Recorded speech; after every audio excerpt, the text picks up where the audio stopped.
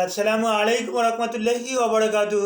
যে আমি ডাক্তার মীর শহীদুল ইসলাম আমার চেম্বার তথা ঐতিহ্যবাহী শেখঘাট সিলেট থেকে আপনাদের মাঝে সংযুক্ত হয়েছি। আর শেখঘাট সিলেট থেকে সংযুক্ত হয়ে প্রতিনিয়তই চিকিৎসা বিজ্ঞানের আলোকে ভিডিও আপলোড করে থাকি। তারই ধারাবাহিকতা রক্ষার্থে এই মুহূর্তেও গুরুত্বপূর্ণ একটা ভিডিও আপলোড করতে যাচ্ছি। যে অনেক দর্শক শ্রোতা অনলাইনে তথা সরাসরি ফোন করে জানতে চেয়েছেন, তারই প্রেক্ষাপটে এই ভিডিওটা আপলোড করা। দর্শক শ্রোতা, আপনারা ভিডিওটা না টেনে পুরো ভিডিওটা দেখলে অনেক অনেক উপকৃত হবেন। আপনি উপকৃত হলে আপনার বন্ধুবান্ধব উপকৃত হবে, আপনি নিজে জানবেন, বন্ধুবান্ধবরা জানবে, এভাবে আপনি সওয়াবের ভাগী হবেন। আর অবশ্যই ভিডিওটা সাবস্ক্রাইব করে অল নোটিফিকেশন বেল ওকে করে দেবেন।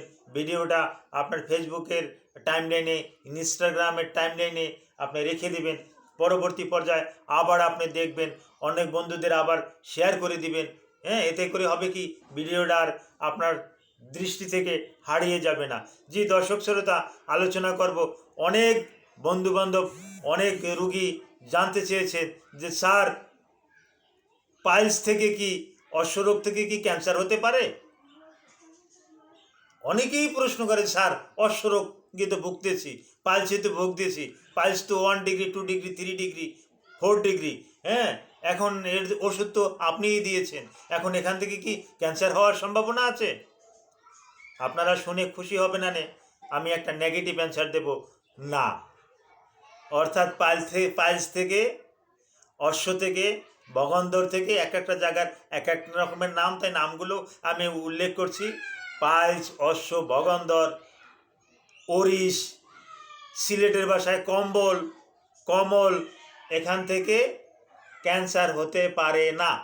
আমার কথা না, আপনি বিভিন্ন ওয়েবসাইটে সার্চ দেন, ওয়ার্ল্ড হেলথ অর্গানাইজেশন এই একই কথা বলতে আছে। পাইলস থেকে, অশ্ব থেকে, হেমোরয়েড থেকে ক্যান্সার হয় না। No cancer from haemorrhoidal disorder, আমরা এই কথাটাই বলে থাকি, no cancer from haemorrhoidal disorder piles. তো পাইলসটা কি? পাইলসটা পায়ুপথের রোগ। এটা আবার দুই প্রকারের আছে, একটা এক্সটার্নাল, একটা ইন্টারনাল।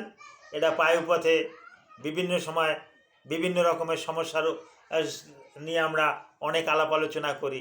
এই পাইলস থেকে ক্যান্সার হওয়ার সম্ভাবনা নাই। ক্যান্সার হয় তাদের যাদের পূর্ব ইতিহাস আছে, যাদের পিতামাতার, দাদা দাদি, নানা নানির, এদের যদি ক্যান্সারের ইতিহাস থাকে, তাহলে রুগীরও হওয়ার সম্ভাবনা অনেক অংশে কিন্তু বেশি। তবে piles 1 degree, 2 degree, 3 degree, 4 degree এরকমের ডিগ্রিতে হয়ে থাকে।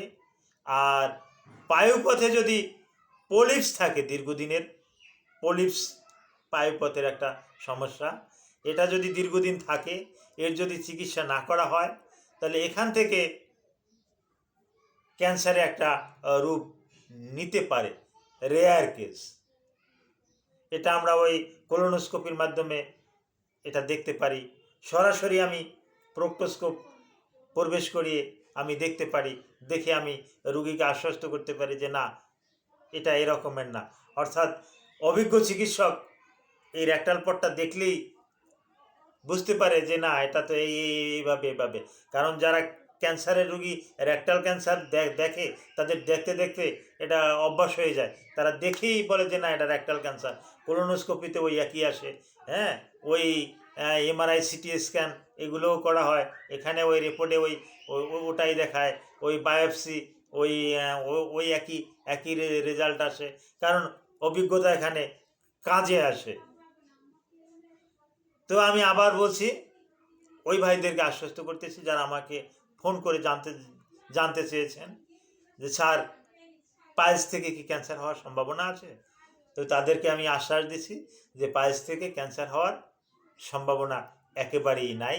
তবে দীর্ঘদিন পলিপস থাকলে তার যদি চিকিৎসা করানো না হয় তাহলে maybe possible. Thank you all.